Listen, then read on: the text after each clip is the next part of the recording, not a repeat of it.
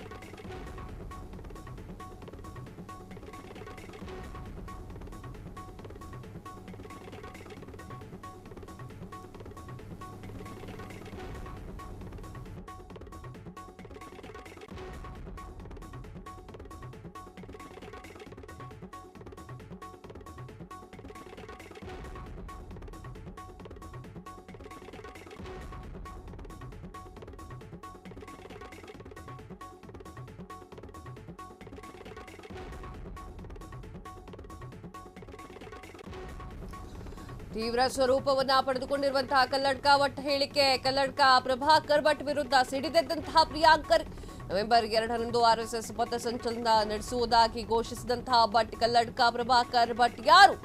ಕಲ್ಲಡ್ಕ ಪ್ರಭಾಕರ್ ಭಟ್ ಕಾನೂನಿಗಿಂತ ದೊಡ್ಡವರ, ಸಂವಿಧಾನಕ್ಕಿಂತ ದೊಡ್ಡವರ ಅಂತ ಹೇಳಿ ಪ್ರಶ್ನೆ.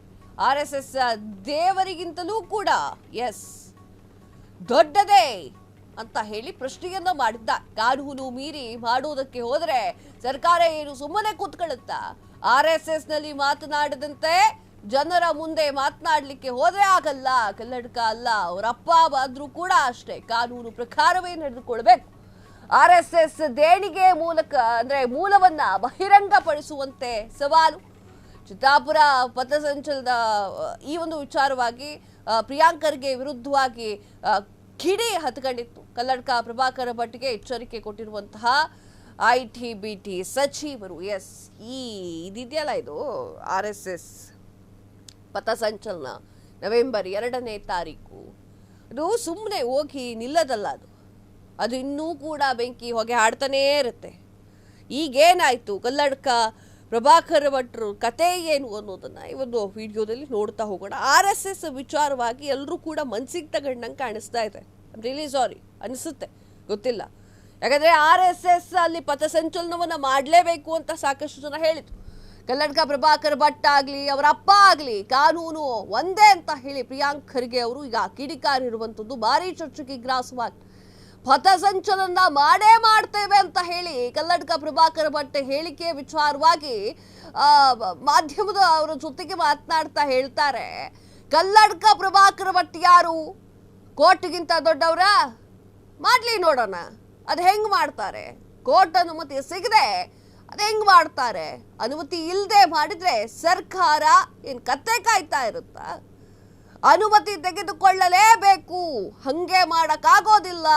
ಬಹಿರಂಗ ಚರ್ಚೆಗೆ ಬನ್ನಿ ಅಂತ ಹೇಳಿದ್ರೆ ಯಾರು ಕೂಡ ಚರ್ಚೆಗೆ ಬರುವುದಿಲ್ಲ, ಬರೀ ವೈಯಕ್ತಿಕವಾಗಿ ಮಾತನಾಡ್ತಾರೆ. RSS ರಿಜಿಸ್ಟರ್ ಆಗಿದ್ಯಾ ಅಂತ ಹೇಳ್ರಪ್ಪ, ಅದನ್ನ ಕೇಳಿದ್ನ ಅಂತಪ್ಪ, ದಾಖಲೆ ತಂದು ಮುಖದ ಮೇಲೆ ಬಿಸಾಕಲಿ.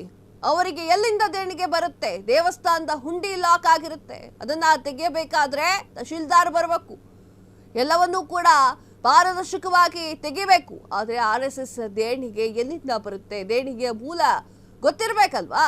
ರಾಜ್ಯ ದೇಶ ವಿದೇಶದಿಂದ ಬರ್ತಿದ್ಯಾ ಅಥವಾ ಮತ್ತೆಲ್ಲಿಂದ ಬರ್ತಾ ಇದೆ ಅದು ಗೊತ್ತಾಗ್ಬೇಕಲ್ವಾ? ದೇಶದ ದೊಡ್ಡ NGO ಅಂತ ಮೋದಿ ಹೇಳ್ತಾ ಇದ್ದಾರಲ್ವಾ, ಅವರ ಲೆಕ್ಕವನ್ನ ಕೊಡ್ಲಿ. ಈಗ ಸರ್ದಾರ್ ವಲ್ಲಭಾಯ್ ಪಟೇಲ್ರಿಂದ ಹಿಡಿದು ಇಂದಿರಾ ಗಾಂಧಿಯವರೆಗೆ ನಾವು ದೊಡ್ಡ ಮನಸ್ಸು ಮಾಡಿಕೊಂಡು ಬಂದಿದ್ದೇವೆ, ಅದೇ ತಪ್ಪಾಗಿ ಹೋಗ್ಬಿಟ್ಟಿದೆ. RSS ಹೊಗಳೋದು ಬಿಜೆಪಿಯಲ್ಲಿ ಇರುವವರಿಗೆ ಅನಿವಾರ್ಯವಾಗಿದೆ.